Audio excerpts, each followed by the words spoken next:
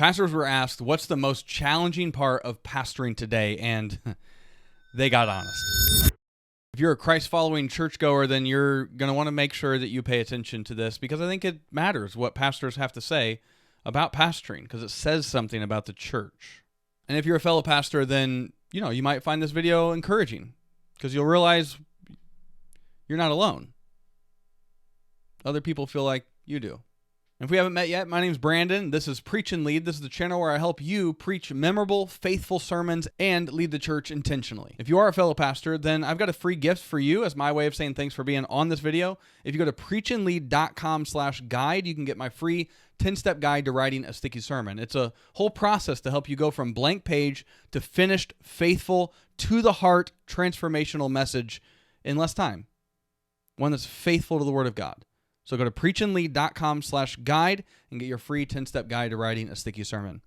All right, let's see what these pastors had to say. Rich Villodas asks fellow pastors to name the most challenging aspect of pastoring today. When Pastor Rich Villodas asked his followers on X yesterday to name the most difficult part of being a pastor right now, navigating politics and a polarized culture was one of the top responses. By the way, shout out to churchleaders.com for compiling this. He said on his X account, fellow pastor, if you could name the most challenging aspect of pastoring today, what would you say? And in addition to cultural division, other themes in the answers included the high expectations put on pastors and the difficulty of pastors making space to lead from a place of internal peace. Let's see what they specifically said. By the way, Rich Villodas, he is a pastor in New York City, in Queens. He is also an author. His most recent book, called The Narrow Path, How the Subversive Way of Jesus Satisfies Our Souls. Okay, here's what some of the pastors said. A user named Justin Sainton replied to Villodas saying, American election cycles. That's the most challenging part. Villodas responded, I feel this. I feel this. Another person said, polarized, divisive culture is exhausting, said Matt Markins, president and CEO of Awana. We've lost our ability to find common ground, which makes basic communication a challenge. Yeah, for sure. Another person said, helping or challenging people to separate their political party or preference from their Christianity. That's what Corey Demmel, a pastor in Cape Coral, Florida, said. And Villodas responded, I'm with you, Corey. Separating their political party preference with their Christianity is what he's saying is the most difficult part. Mike Miller said, specific to today, it's the conflation of faith with politics. So you're seeing a trend among a lot of these pastors. Josh Kranz, a lead pastor and elder in Coatesville, Pennsylvania, said politics and race are the most difficult parts of pastoring today. Justin Blankenship, a lead pastor in Purcell, Oklahoma, said the pressure of always having a response to everything happening in the world and fitting into people's political molds. There's a lot there, right? Like there's something that happens in the world and people look to pastors as like, what do you say? Or if you don't speak on this, then you obviously are in this camp. And if you do speak on it, then you are obviously in this camp, regardless of what you actually say. There's a lot of pressure that pastors can feel, especially on social media, to add their thoughts on any kind of current news item. Because a lot of people see a lot of the things that are happening today as really, really important.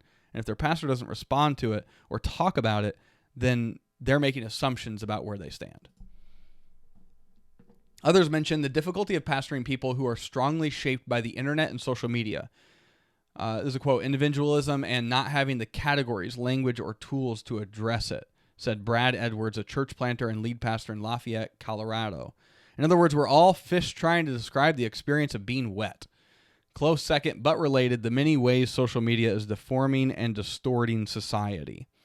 So he's saying individualism and then social media, which is interesting, like the connection there, individualism and social media as being very much connected to the same thing. If you think about social media and algorithms, it's like you're getting curated based on your individual preferences, so your individualism only gets deeper and deeper and deeper the more time you're on social media. It's really interesting. Pastoring people who have already been pastored or shaped by online teaching and teachers. The digital discipleship that forms their views or perspectives rather than in flesh and blood community, said Dustin Borland, a pastor in Stouffville, Ontario, up in Canada.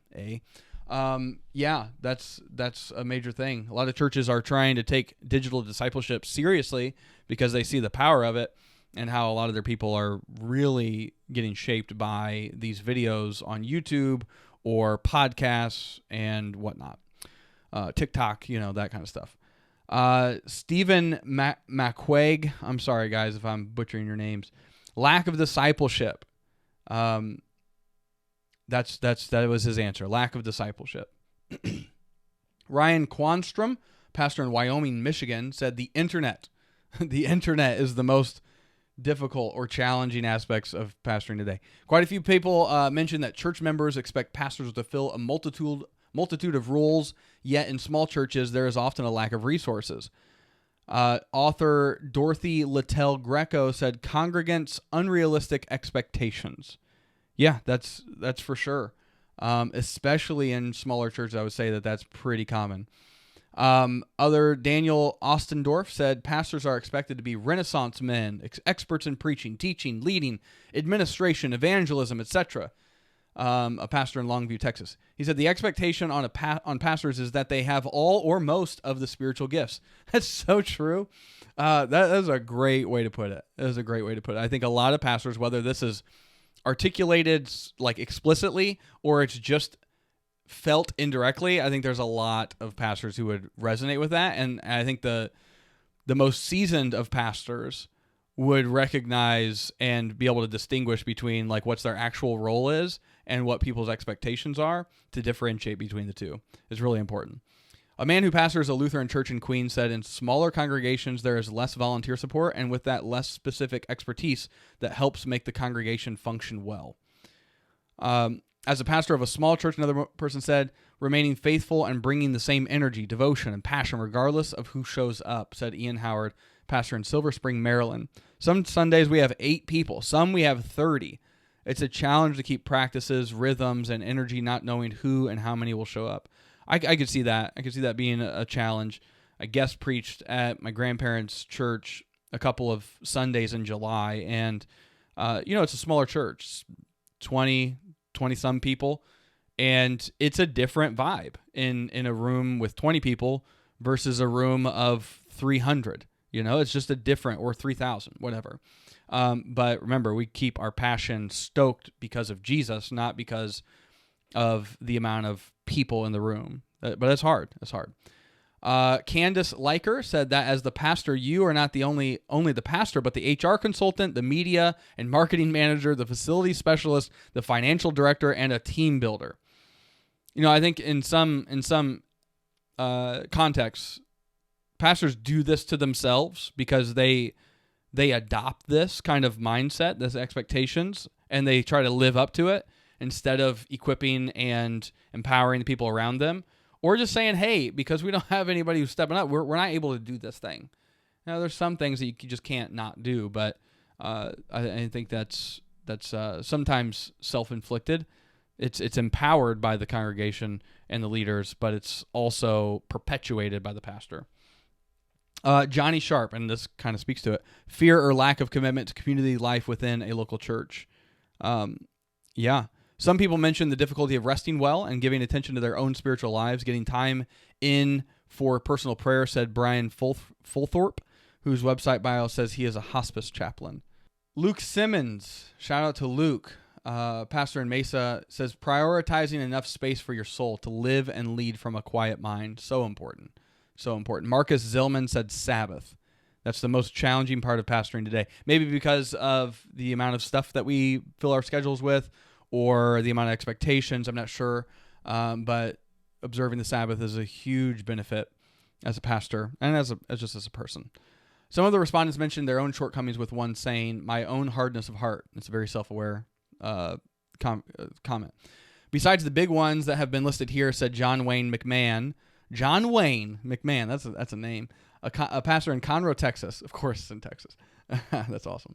Helping people and myself die to self. The protection of comforts and preferences over surrendered life to Jesus and others is exhausting. Yeah, that is definitely the spiritual formation, spiritual warfare kind of stuff. This is a really interesting one. Josh Barrett said, I have a hard heart towards boomers. Just tell us how you really feel, Josh. That generation has created a lot of issues for the church as a whole, the nation, the business, marketplace, election focus, financial markets, divorce rates, broken homes, poor parenting, etc. Oh my gosh. Josh, just tell us how you really feel. If you're a boomer watching this, I don't blame you, okay? I'm not blaming you for all of our world's woes, but Josh might. Oh man, that's tough. That I feel Josh's pain. There's definitely some stories there, of which I could relate to.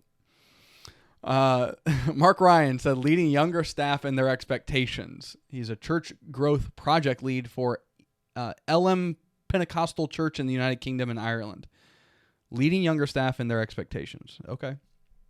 Other responses included finding the desire and motivation to stay in, unspoken expectations from people who have tunnel vision, understanding the multiple ways people view the Bible, therapy taking the place for repentance from sin. Ooh, dang. Oh, we might have to make a video about that. People leaving who you've invested much into, that's tough. All of it. But if I need to narrow it down, I would say it's finances, culture wars, politics. A woman named Wynn Moore commented, as the wife of a pastor, I say yes to it all and it overflows. It's all difficult. Richard Hey Duck, that's a cool name. I started writing several things, but realized that for my current season, there's not a single most challenging aspect, but many things that come and go, a sort of drip, drip, drip. That's a really interesting point. I'd say a lot of people, if they thought about that, a lot of pastors would resonate.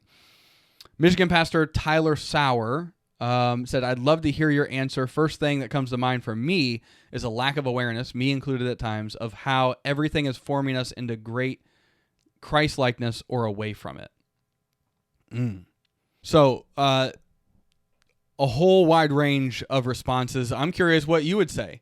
If you're a pastor, what would you say is the most challenging aspect of pastoring today?